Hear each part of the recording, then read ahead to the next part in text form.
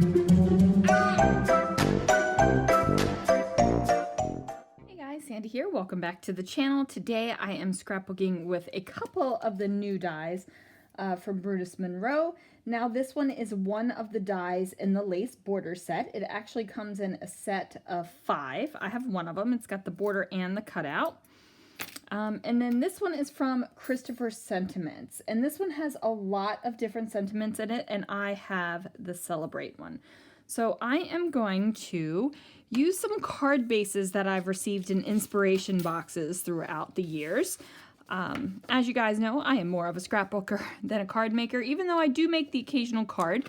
And I brought them out in rainbow colors, so we are going to make some rainbows. I am scrapbooking on top of a sheet of black cardstock. I've also pulled out Pearl Chroma Glaze, Night Sky Velveteen Glaze, and I'm also going to be using the Easy Squeeze black glue to scrapbook this selfie of my daughter and I at her birthday weekend in Disneyland. So let's see what I can do. Okay, so the first thing I'm going to do is grab one of these stencils, and oh my goodness, you guys, the name of it is failing me. This is a Brutus Monroe stencil, and I'm starting out with the Velveteen Glaze. As you can see, I love this Velveteen Glaze, and I'm using up my last bits of it on this layout. So I'm taking a plastic palette knife and I'm just running it over the stencil, and I'm not really concerned with how much I'm getting through the stencil. I'm more concerned with placement of the product. So I don't want to go to the edge of the stencil because I don't want the hard square edge of the rectangle. I want it to be more of an organic thing. So it's not coming off on camera really well, but there is a darker, almost black color coming through. I'm going to do the same thing with the black glue. Now, the black glue is perfect if you want to cut things that are black and you want to stick them down to your paper, if you have black paper. There's also fun techniques that you can do with it, and I'm using it as one of my glazes. It does dry matte, so you don't have to worry about some sort of super shiny glossiness if that's not what you want. Now, in this case, it didn't matter to me if it dried glossy or matte because my Velveteen Glaze is matte and the Chroma glaze that I'm using is not.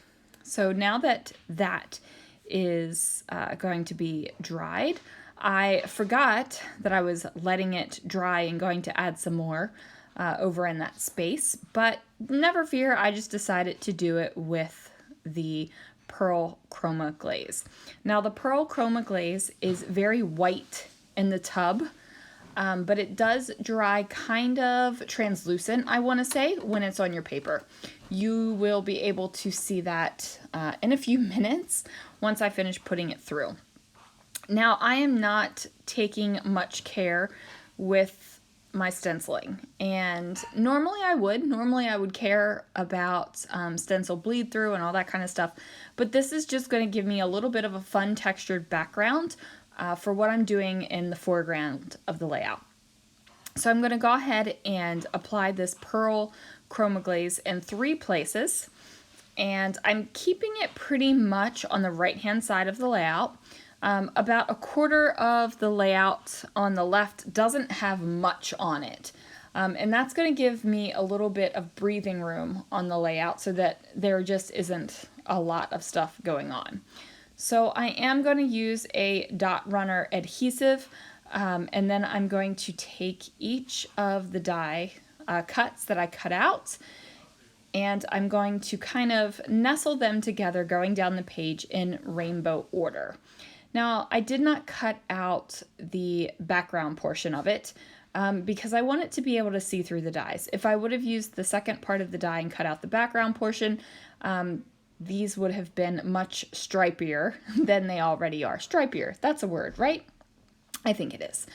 So, like I said, these are all card bases that I've received in inspiration boxes throughout the years, and I just have not used them. I use them for other things. I use them for photo mats, and apparently I'm using them for die cutting too. So now I have that in rainbow order, and there are 2 shades of black and then the pearl chroma glaze underneath of it. I decided to go for my bold rainbow paper pack. It is one of my favorites, and I went for the diagonal stripe. Now the colors on the diagonal stripe do not exactly match the colors that I used for my die cut stripey bits, and that's okay. It doesn't have to exactly match. It reads as rainbow for both of them, so I'm not having a problem with it. Now, if you did have a problem with it, then find some cardstock that matches your pattern paper. But like I said, I don't sweat that kind of stuff, not usually. So the Celebrate die cut, I'm putting together right here so you can see. I used a pearlized cardstock on the bottom where the white is, and I'm using black cardstock up at the top. Now when you cut out the Celebrate die, the upper layer does not cut out in one piece, as you can see. It cuts out in 5 different pieces. So just make sure that you don't lose your pieces, because at first I didn't realize it and I lost the C and had to go find it. I could have just cut another one, but you know, I knew I'd already cut it, so I had to go find it. Now I'm just adding a little bit of liquid glue to hold it together. And then, oh, I love how that looks. Doesn't that look awesome? And then I'm going to use some liquid glue again on the back side of it, just because I don't want to have to worry about my tape runner or anything like that. So now I'm going to place it down here on top of my photo. And I'm just going to press it down so that it sticks. Now my paper is warped, you guys, and it is warped for 2 reasons. 1, we putting liquid on paper, and that'll warp it. 2, I used my heat gun to dry everything, so it warps a little bit more. Now I'm not concerned with warping because this layout is going to go in a page protector and it's going to go in a very full album, and it will flatten out on its own. I went ahead and used a white pen to do a doodly border around the edge. I just felt like it needed that extra pop of white in there, because I had the pop of white under Celebrate, and also the pearlized stuff reads as white. So now I'm just going to add a little bit of journaling about Lana's birthday weekend and how much I enjoyed spending it with her. And that is going to do it for this layout, you guys. I hope that this gave you an idea of something to do with the new Brutus Monroe dies. Links will be down below if you would like to check it out. Thanks so much for watching, and I'll see you again real soon for another video.